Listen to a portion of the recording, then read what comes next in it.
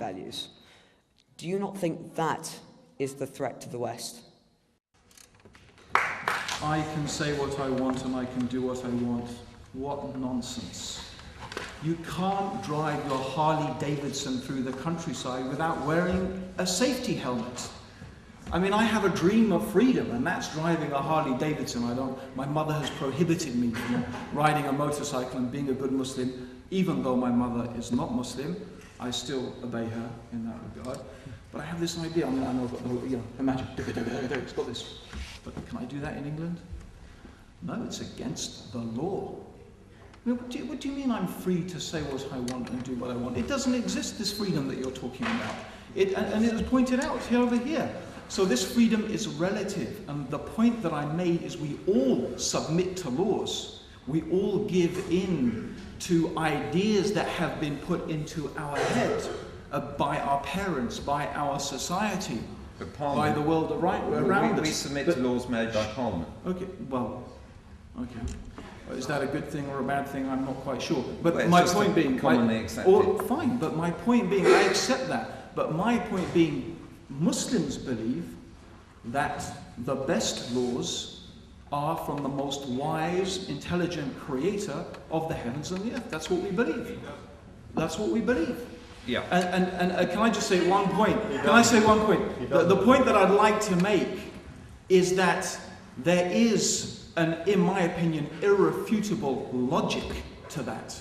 I mean, we can argue whether there's a God or not. You can argue whether the Quran is from God or not. But one thing I think we could agree. See whether Charles accepts the logic. I have to move you on because we're going to finish in the next few minutes. I'm sorry, but I have to move you on. I think that Abdul Rahim's claim that freedom is a complete illusion goes to the heart of this. I mean, if you really believe that, then you really are very alien to the beliefs of our society.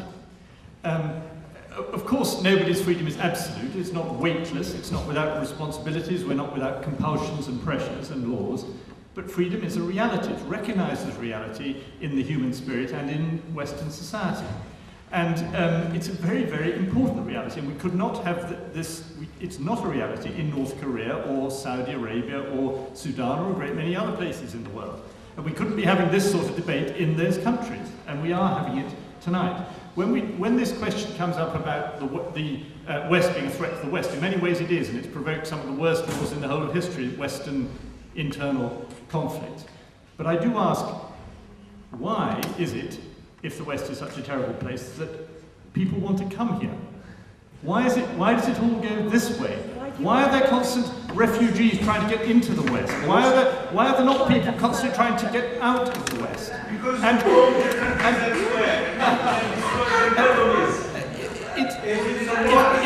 It's because it represents an opportunity. And the thing that seems extraordinary to me, or that is a very important difference between. There's a very important difference between criticism of the West, which is part of the life of the West and very important, and hatred of the West, which is unsustainable. And I am very puzzled, and I'm not alone in this, by a large number of vociferous Muslims, except not the majority, who seem to be filled with hatred of the West while they live in it. Okay. What are they doing? Why are they here? I'd like to answer your very excellent point.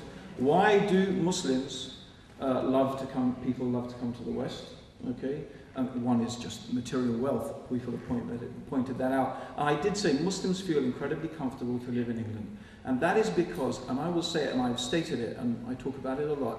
There are many, many qualities that are present in the West, qualities that we recognize from this book, the Quran. And we don't find them in our Muslim countries. We don't. They are absent, but we find them right here. We'll admit that.